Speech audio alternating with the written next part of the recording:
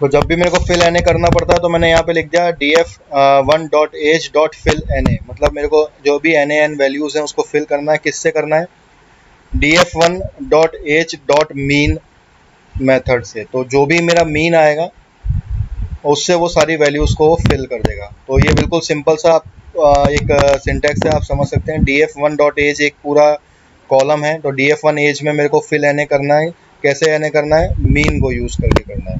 तो मैं यहाँ पे इसको एग्जीक्यूट कर दूंगा। इसको एग्जीक्यूट करने के बाद अब दोबारा मैं इन फर्स्ट 20 जो मेरे रिलेशंस हैं उनको, सॉरी जो हेड्स हैं उनको देखता हूँ। तो अब आप यहाँ देख सकते हैं कि यहाँ पे जो 19th और 17th वैल्यू आ रही थी, 19th और 17th, ये देखिए आप सब, जो सबसे पहले क्या हुआ, इसका मीन ले लिया गया और मीन लेने के बाद सारा जो मीन आया वो NaN से फिल कर दिया गया है। ठीक है, तो जो भी NaN था उन सब पे मैंने क्या कर दिया, मीन की वैल्यूज़ को फिल कर दिया। आप देख सकते हैं यहाँ पर भी आपको ये वैल्यू दिख रही है 5th नंबर वाली एंट्री पर भी। तो जो भी मीन आया उनको मैंने NaN से फिल कर दिया है। और now here we can see the correlation. तो ये मेरे को कोरिलेशन देखने को मिल जाएगा। ठीक है, इसको मेरे को दोबारा एक्सप्लेन करने की ज़रूरत नहीं है। So now comes a very important part. तो अभी तक आप लोगों ने देखा था उसमें ट्रेन और टेस्ट हमने नहीं देखा था। तो एक ट्रेन टेस्ट स्प्लिट होता है। ठीक है, sklearn dot model underscore selection करके एक मॉड्यूल होता है, उसके अंदर train underscore test underscore split करके एक लाइब्रेरी होती है, एक मॉड्यूल होता है। उसको हम वो ऑटोमेटिकली जो होता है ट्रेनिंग डेटा सेट, और मतलब जो मेरा फुल डेटा सेट है उसको ट्रेनिंग और टेस्ट डेटा सेट में डिवाइड कर देता है। जैसे भी हम उसको परसेंटेज देंगे उसके हिसाब से वो मेरे डेटा सेट को ट्रेन डेटा सेट और टेस्ट वाले डेटा सेट के अंदर कन्वर्ट कर देगा, डिवाइड कर देगा। तो बेसिकली हमने देखा है कि डेटा सेट में 80% हम ट्रेनिंग करवाते हैं और 20% हम वैलिडेशन या टेस्ट के लिए रखते हैं। तो आपको ये जो दिख रहा है, हम x को यहाँ पर क्या करते हैं, कैपिटल से करते हैं जो मेरे इनपुट वेरिएबल्स हैं। तो मैंने यहाँ पे लिखा है x ट्रेन और x टेस्ट और y ट्रेन और y टेस्ट। ठीक है, ये 4 वेरिएबल्स ले लिए मैंने, ये हमेशा इसी तरीके से लिखा जाएगा। और यहाँ पे मैं क्या मेथड यूज़ कर रहा हूँ, train underscore test underscore split. ठीक है, अब मेरे को यहाँ पे क्या करना है, यहाँ पर मेरे को सबसे पहले तो मेरा जो डेटा फ्रेम है उसका नाम लिखना है। तो मेरा df1 है डेटा फ्रेम। उसके बाद टारगेट, टारगेट जो सीरीज मेरी है, यहाँ पे आप देख सकते हैं मैंने ऊपर टारगेट जो है उसको बना लिया था। आप देख सकते हैं मैंने यहाँ पे, यस। तो यहाँ पे df डॉट सुपरवाइज, मतलब सुपरवाइज जो है उसको मैंने टारगेट वेरिएबल रखा है। अब जो सुपरवाइज्ड कॉलम है या मैं कहूँ सुपरवाइज जो सीरीज है वो किसके अंदर आने वाली है, टारगेट के अंदर। और उसके बाद मैंने टेस्ट साइज रख दी 0.2। तो हमेशा इस तरीके से ही इसका जो होगा सिंटैक्स रहेगा। तो 0.2 का मतलब टेस्ट साइज की जो होगी, टेस्ट की जो साइज होगी, जो लेंथ होगी वो होगी किस, क्या होगी, वो 20% होगी। आप देख सकते हैं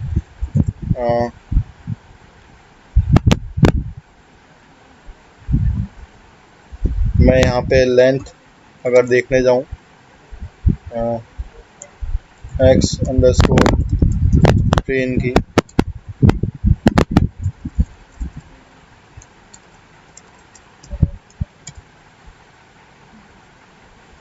तो आप देख सकते हैं यहाँ पे 712 आ गई है। तो 892 शायद मेरे डेटा पॉइंट्स थे, तो उसने एक्स ट्रेन को इसमें कन्वर्ट कर दिया और एक्स टेस्ट को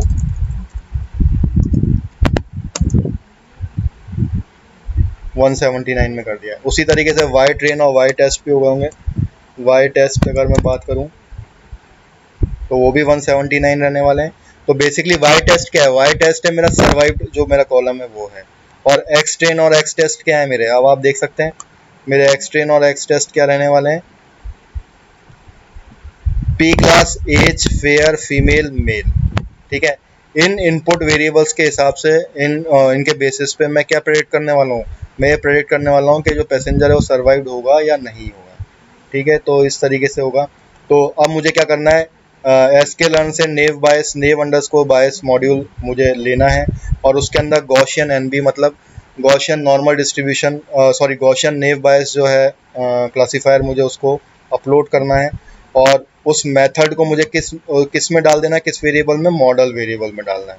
तो बेसिकली जो मेरा पहला स्टेटमेंट है वो क्या करेगा, इंपोर्ट करेगा गॉसियन नेव बायस को, और उस गॉसियन नेव बायस का जो मेथड होगा, जो उसका एल्गोरिथम होगा, जो उसका फंक्शन होगा, वो किस में चला जाएगा, मॉडल में चला जाएगा। ठीक है, तो मैं यहाँ पे इसको एग्जीक्यूट कर रहा हूँ। एग्जीक्यूट करने के बाद अब मुझे क्या करना है, यहाँ पे रिलेशनशिप बिल्ड करना है, मतलब मुझे अब मॉडल बनाना है। तो मॉडल बनाने के लिए मैं फिट जो है वो यूज़ करता हूँ। तो आप यहाँ देख सकते हैं वाई एक्स ट्रेन और एक्स वाई ट्रेन के अंदर मेरे को मॉडल फिट करूँगा, और उसके बाद मैं स्कोर चेक करूँगा किसके अंदर, एक्स टेस्ट और वाई टेस्ट के बीच में। तो सबसे पहले मेरे को रिलेशनशिप किस में बनाना है, एक्स ट्रेन और वाई ट्रेन में। और एक्स ट्रेन के मेरे क्या पैरामीटर्स हैं, मतलब क्या सीरीज़ हैं, एक तो पी क्लास है, एक एज है, एक फेयर है, एक फीमेल और एक मेल है। ठीक है, तो ये मेरे एक्स के पैरामीटर्स हैं, या फिर मैं बात करूँ सीरीज़ है। और वाई ट्रेन मेरा क्या है, सर्वाइव्ड है। तो मैं यहाँ पे रिलेशनशिप बना दूंगा। तो यहाँ पे आप देख सकते हैं बिल्कुल रिलेशनशिप बन चुका है। अब रिलेशनशिप बनने के बाद मेरे को अब इसका स्कोर चेक करना है, मतलब इसकी एक्यूरेसी चेक करनी है, कितनी एक्यूरेसी आ रही है। तो आप देख सकते हैं यहाँ पे 74% एक्यूरेसी आ रही है। अब अगर मैं यहाँ पे टेस्ट साइज को थोड़ा सा बढ़ा दूँ, अगर मैं इसको 3 कर दूँ, तो देखिएगा आपकी थोड़ी सी आपका जो मॉडल स्कोर होगा वो बढ़ जाएगा। ठीक है, उसके बाद मैं उसको फिर से फिट कर देता हूँ, और फिट करने के बाद अब आप देखिएगा मॉडल स्कोर यहाँ पे आप देखिए थोड़ा सा बढ़ गया 79, पहले 74 था, अब 79 हो गया। ठीक है, तो इस तरीके से हम हमारा जो टेस्ट जो इसकी एक्यूरेसी है उसको चेंज कर सकते हैं और सही रख सकते हैं। ठीक है, तो इस तरीके से हम लोग उसकी एक्यूरेसी को चेक कर सकते हैं, बढ़ा भी सकते हैं उसकी एक्यूरेसी को। तो अब ये देखिए और बढ़ गई है, अब नाउ इट इज़ बिकम 81। ठीक है, तो अब मेरी 81% इसकी एक्यूरेसी आ रही है। अब हम देखेंगे एक्स टेस्ट, मतलब एक्स टेस्ट मेरे शुरू से लेके 10 तक मेरे क्या आते हैं वो मैं देखता हूँ। ये देखिए आप, ये इसने रैंडमली एक्स टेस्ट उठाए हैं, कोई 467, 79 इस तरीके से इसने 10 एक्स टेस्ट उठाए, और ये मेरा उनका पैरामीटर्स हैं। ठीक है, अब उनके उस पे बेसिस पे मेरा क्या वाई टेस्ट आया वो मैं देखता हूँ। तो आप देख सकते हैं उनके बेसिस पे मेरा ये वाई टेस्ट आया है, मतलब जो प्रेडिक्शन आया है वो ये आया है, और सॉरी जो मेरा आउटकम जो आया वो इस तरीके से मेरे को टेस्ट हुआ है। अब मैं मॉडल को प्रेडिक्ट करके देखूंगा on the basis of X test. ठीक है, एक्स टेस्ट के बेसिस पे मैं इसको प्रेडिक्ट करूंगा।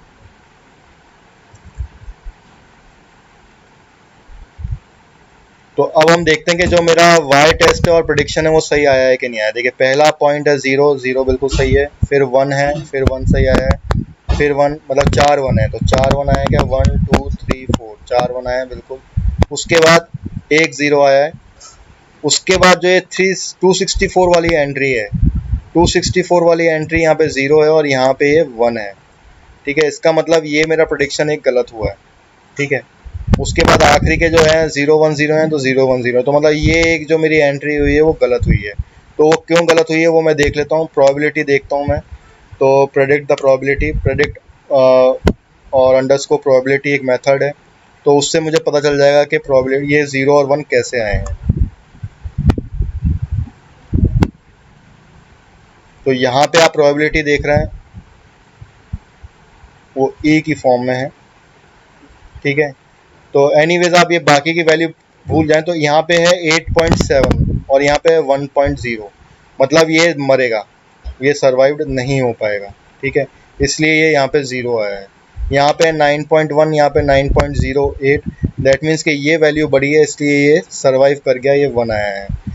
थर्ड वाले में भी ये वाली प्रोबेबिलिटी बढ़ी है इसलिए 1 आया है, मतलब ये जो है इसको ये रिप्रेजेंट कर रहा है 0 को, और ये रिप्रेजेंट कर रहा है 1 को। तो जो जितना जिसके क्लोज होगा वो प्रोबेबिलिटी, वो उसका प्रिडिक्शन होगा।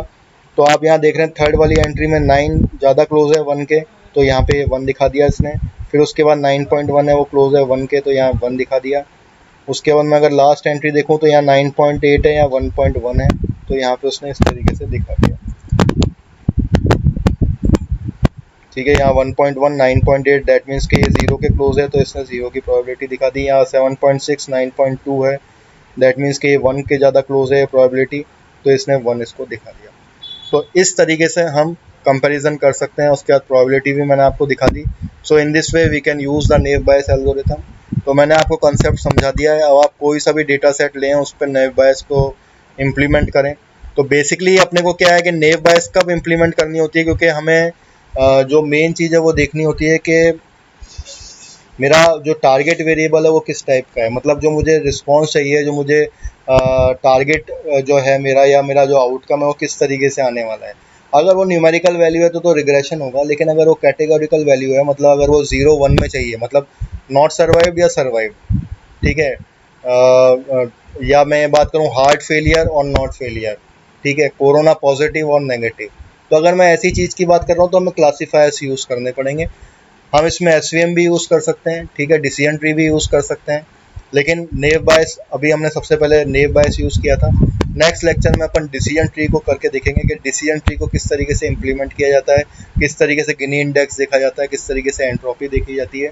तो क्योंकि वो सारे काम आते हैं डिसीजन ट्री को बनाने के लिए।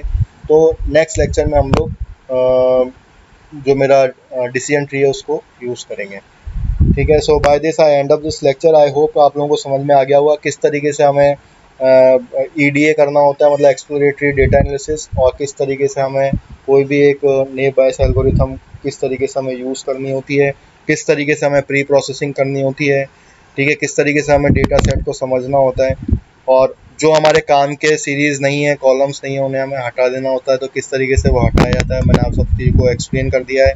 मैं आपको सेम डेटा सेट आप लोगों से शेयर कर दूंगा, आप लोग उसको करके देखें। और उसके बाद आप कैगल, मैंने आप लोगों को बताया था, आप लोगों ने तो अभी तक मेरे को नहीं जवाब दिया। कैगल और एक यूपीआई नाम का एक वेबसाइट्स है, यूसीआई सॉरी, यहाँ पे आपको सारे का सारा आपको डेटा सेट मिलेगा। आप इनको डेटा सेट को देखें और उसको इम्प्लीमेंट करने की कोशिश करें, ठीक है। So by this I end up this lecture. Thank you and keep learning.